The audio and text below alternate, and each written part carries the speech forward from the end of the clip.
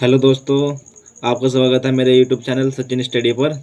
और आज मैं आपको जो क्लास 10th का हमारा पेपर हुआ है उसको बताना चाहता हूँ, उसका सोल्यूशन। देखो दोस्तों, जो हमारा पेपर हुआ है वो हमारा उसका कोड है 822 AW और ये आज 12 तारीख को हुआ है। तो मैं इसका सोल्यूशन आपको बताना चाहता हूँ। आइए अब देखते हैं कि कैसा पेपर आया और क्या क्या इसका सोल्यूशन हो जाएगा। देखो दोस्तों, हम क्वेश्चन नंबर 1 में जो हमारा बहुविकल्प होता है, इसमें हमारे ये फर्स्ट क्वेश्चन है कि संख्या 156 का भाज्य गुणनखंड होगा। तो दोस्तों ये क्वेश्चन बहुत ही आसान है। क्या करेंगे, हम 100 के फैक्टर कर लेंगे, उसके बाद इनको सिंपल मेथड से सिंपल तरीके से लिख देंगे। देखो दोस्तों, मैं इसका आपको सोल्यूशन बताना चाहता हूँ। पूछा है कि हमारा 156 का गुणनखंड क्या का भाज्य गुणनखंड बताइए। तो इसको हम लिख देंगे, इसके सिंपल हो जाएगा 2 गुणा 2 गुणा 3 गुणा 13। देखो दोस्तों, 2 दूनी 4, 4 4 ते 12, 12 जब 12 की गुणा 13 से करेगा तो 156 आएगा। तो इसके अभाज्य गुणनखंड आ जाएगा, अभाज्य गुणनखंड ये आ जाएगा हमारे 2 की पावर 2। इसका कॉम में एक बार लिख देंगे, 2 की पावर 2 गुणा 3 गुणा 13, ये इसके हमारे अभाज्य गुणनखंड। तो दोस्तों हमारा कौन सा ऑप्शन हो जाएगा? Option second. उम्मीद है कि आपने भी ऑप्शन सेकंड ही लगाया होगा सभी ने। अब दोस्तों, ये हमारा ख क्वेश्चन था, इसमें सेक थीटा का मान दे रखा था 2, तो यार थीटा का मान पूछ रहा है। तो दिया है कि हमें क्वेश्चन नंबर सेकंड देख लो, सेक थीटा का मान दिया है 2। तो ये थीटा का मान पूछा है कि थीटा का मान कितना होगा। हमें पता है कि सेक किसका उल्टा होता है, कोस का उल्टा होता है सेक। तो ये तो 2 आएगा। अब दोनों एक इसके बटे में एक मान लो, दोनों को उल्टा कर दो, तो कोस थीटा इजिकल टू क्या आ जाएगा 1/2। और कोस थीटा 1/2 की वैल्यू होती है 30, तो ये 30 डिग्री। तो थीटा का मान सॉरी हाँ, इसे 1/2 लिख देंगे। तो थीटा, अब थीटा ले लो दोनों, तो थीटा आ जाएगा कोस इनवर्स 1/2।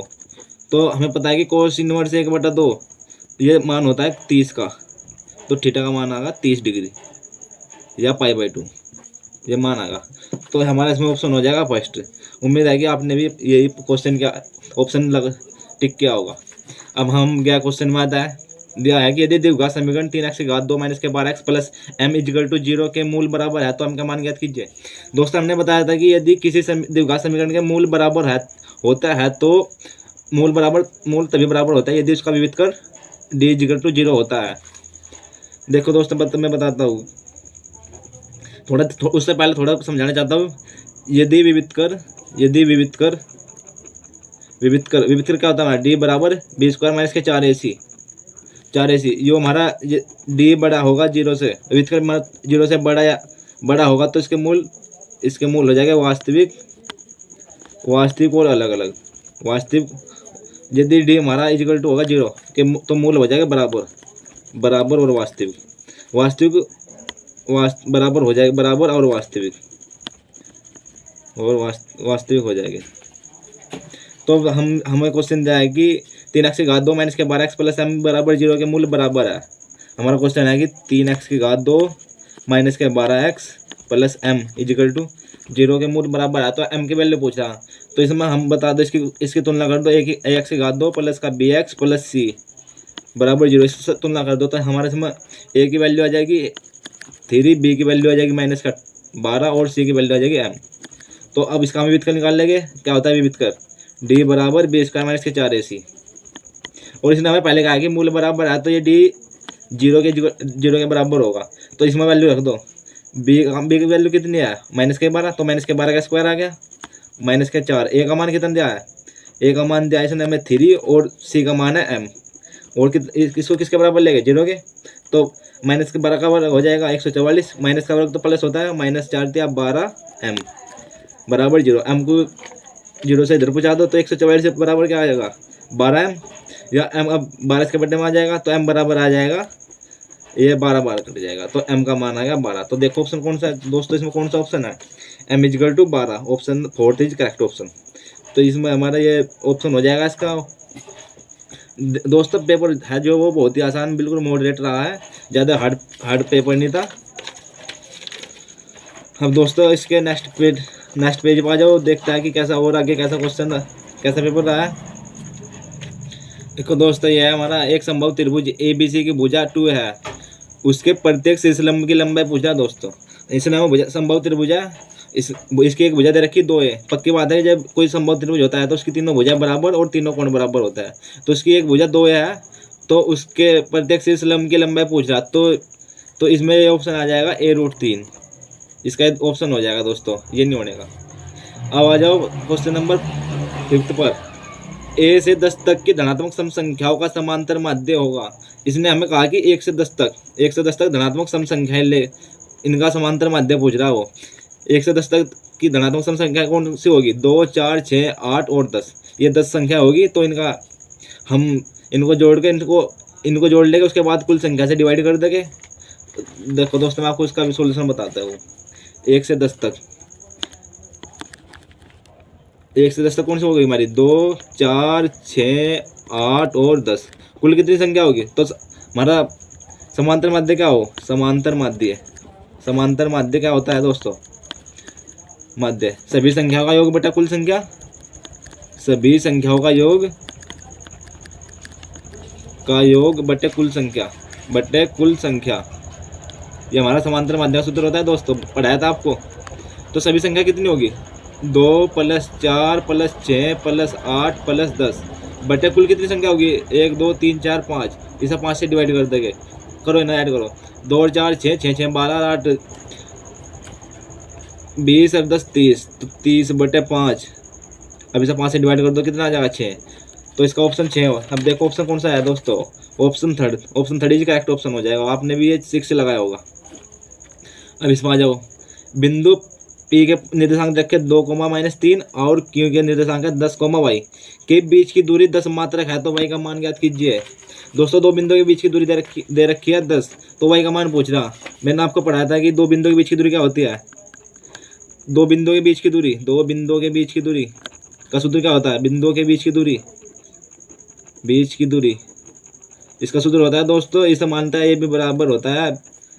जब हमने पॉइंट x2 एक x1 y1 लिया था, दूसरा x2 y2 लिया था, तो ये होता है x2 - x1 का whole square plus y2 - y1 का होल स्क्वायर, y2 - y1 का होल स्क्वायर। तो दोस्तों इसने देखो हमें दिया है कि 2 बिंदु, एक हमारा 2, -3 है और दूसरा है 10, y। इनकी दूरी है 10 मात्रक। तो 2 बिंदु, तो जो हमारा ए बी का मान कितना दिया है? वो 10 मात्रक दिया है। बस मैं डायरेक्ट दोस्तों इसमें वैल्यू पुट कर रहा हूँ। अब x2 में कितना हो जाएगा हमारा? x2 हो जाएगा 10 माइनस x1 कितना हो जाएगा? 2। इसका स्क्वायर कर दो प्लस y2 कितना हो गया हमारा इसमें? y2 तो y रहेगा हमारा, और y1 हो गया -3। एक माइनस यहाँ आया और -3, इसका स्क्वायर हो जाएगा। तो दोस्तों से सोल्व करता है। तो 10 = 10, 10 में से 2 गए 8 का स्क्वायर प्लस y माइनस हो गया प्लस y + 3 का होल स्क्वायर। तो 10 = दोस्तों सूत्र ओपन खोल दो। इसका 8 का हो गया 64 प्लस y का स्क्वायर प्लस 3 का स्क्वायर 9 आ गया प्लस 6y आ जाएगा। अब इसको थोड़ा और सोल्व कर लेता है। अब इस पर रूट है तो हम इसका वर्ग कर लेंगे। लिख दो कि दोनों का वर्ग करने पर तो 10 का वर्ग हो जाएगा 100 = 64 प्लस y का स्क्वायर प्लस का 9 प्लस 6y। इस पर से हमने रूट हटा दिया। तो थोड़ा और सोल्व करो। 64 प्लस 100 = 64 और 9 हो गया, ये हो गया हमारे 73 प्लस y का स्क्वायर प्लस 6y। अब इसे 100 को इधर पहुँचा दो तो ये आएगा हमारा y स्क्वायर, थोड़ा सा मॉडिफाई करके लिख लेंगे, y स्क्वायर प्लस का 6y प्लस का 73, ये प्लस का 100 इधर आएगा माइनस का 100 हो गया। तो y स्क्वायर प्लस का 6y प्लस के 73 माइनस का 100। अब 100 में से 73 के तो माइनस के 27 = 0। अब 27 के ऐसे टुकड़े कि हमारा घट के से कितना आ जाएगा? 6 आ जाएगा। तो 9 × 27, ये हमारे टुकड़े हो जाएंगे। तो y का स्क्वायर प्लस का 9y माइनस का 3y और माइनस का 27 बराबर 0। कॉमन ले लो, दोनों में से y बाहर लिया तो कितना बच गया? y प्लस का 9 माइनस का 3 बाहर लिया, कितना बच गया? y प्लस 9 बराबर 0। अब दोनों में से y प्लस 9 कॉमन ले लो तो y प्लस का 9 बाहर ले लिया, कितना बच गया? y माइनस का 3। दोनों को 0 के बराबर लिख दो तो अब क्या आ जाएगा? एक आ जाएगा हमारा, एक आ जाएगा y प्लस का 9 बराबर 0, y बराबर माइनस का 9। दूसरा देखो दोस्तों, दूसरा आ जाएगा हमारा x माइनस का 3 बराबर 0, तो x बराबर 3। तो हमारे दोनों वैल्यू क्या आ गई? x बराबर एक तो आ गई 3 और एक 9 आ गई। तो हमारे क्या पॉइंट हो जाएंगे? 3, -9। तो दोस्तों देखते हैं कि इसमें कौन सा है? माइनस का 9, 3। हमारा सेकंड ऑप्शन करेक्ट ऑप्शन है। अब दोस्तों हमें ये तो हमारे बॉबी क्रब तो कंप्लीट हो गए। उसके बाद हम वैसे आते हैं क्वेश्चन नंबर प्रश्न नंबर 2 के सभी खंड कीजिए। हमारे इसमें फर्स्ट क्वेश्चन दिया है, यदि द्विघात समीकरण 3x की घात 2 माइनस के 12x प्लस 2m बराबर 0 के मूल बराबर है तो m का मान ज्ञात कीजिए। दोस्तों हमें बताया कि इसके मूल बराबर है, वही है कि इस यदि किसी द्विघात समीकरण के मूल बराबर होते हैं तो उसका जो हमारा व्युत्क्रम होता है वो 0 के बराबर होता है। तो दोस्तों ऐसा करता है, देखो क्या क्या क्वेश्चन दिया है कि 3x की घात 2 माइनस के 12x प्लस का 2m, 3x की घात 2 माइनस के 12x प्लस का 2m बराबर 0। क्या कहा, इसके मूल बराबर है तो पक्की बात है कि इसका जो व्युत्क्रम होगा वो 0 होगा। व्युत्क्रम सूत्र लगा दो, b का स्क्वायर माइनस के 4ac किसके इक्वल टू हो जाएगा 0 के। b का मान कितना है, माइनस के 12 का स्क्वायर माइनस के 4, a का मान 3 और c का मान m बराबर 0। 12 का स्क्वायर आ गया हमारा 144 माइनस के 4 दिया 12, ये हमारा 2m हो जाएगा दोस्तों। माइनस के 12 दूनी 24m बराबर 0। 124m इधर ले लो, 24 से कट गया 6 टाइम x इक्वल टू वो सॉरी m का मान आएगा 6। देखो दोस्तों जो हमने पीछे क्वेश्चन कराया था ये वाला दोनों सेम है, बस इसमें हमारा यहाँ 2 इसमें m है और यहाँ पर 2m है, तो बस तो यही दोनों सेम क्वेश्चन है, बस थोड़ा संख्या में चेंज कर दिया और कुछ नहीं है। अब दोस्तों हम सेकंड सवाल पे आ जाओ। क्वेश्चन नंबर क्या है, दिया है कि कोस, देखो दोस्तों क्वेश्चन नंबर सेकंड का है हमारा, cos square 67 minus sine square 23 का मान पूछ रहा है दोस्तों। ये cos square 67 minus sine square 23 का मान पूछा कितना होगा, इसकी वैल्यू पूछी कितनी होगी। तो दोस्तों एक को चेंज कर लो, इसे लिख दो कोस स्क्वायर 67 माइनस इसे लिख दो को साइन स्क्वायर 90 माइनस 90 में से कितना घटाओगे 23 आ जाए, 90 माइनस 67, कोई दिक्कत तो नहीं, ठीक है। तो दोस्तों अब हमें पता है कि साइन 90 माइनस थीटा क्या होता है, साइन 90 माइनस स्क्वायर थीटा ही होता है हमारा कोस स्क्वायर थीटा।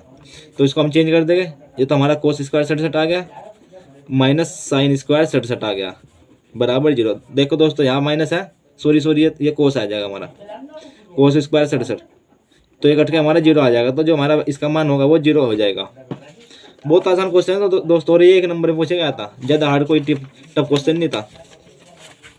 देखो दोस्तों इसमें गया जो हमारा गया है, कितना आसान क्वेश्चन दिया है। एक त्रिभुज के आधार की लंबाई 14 सेंटीमीटर, एक ऊंचाई 7 सेंटीमीटर है तो त्रिभुज का क्षेत्रफल ज्ञात कीजिए। बहुत आसान क्वेश्चन है दोस्तों। देखो क्या क्या रखा है, इसने हमें दिया है कि त्रिभुज का आधार 14 और जो हमारी ऊंचाई है 7 सेंटीमीटर। एक त्रिभुज बना लो, ये इसका हमारा ऐसा नाम दे दो ABC। हमारा आधार दे रखा है इसने 14 सेंटीमीटर और जिसकी जो ऊंचाई है 7 सेंटीमीटर की पूछ रहा, तो त्रिभुज का क्षेत्रफल पूछ रहा। तो क्या होगा त्रिभुज का क्षेत्रफल इसका होता है 1/2 आधार गुणा ऊंचाई, ये इसका सूत्र हो जाएगा।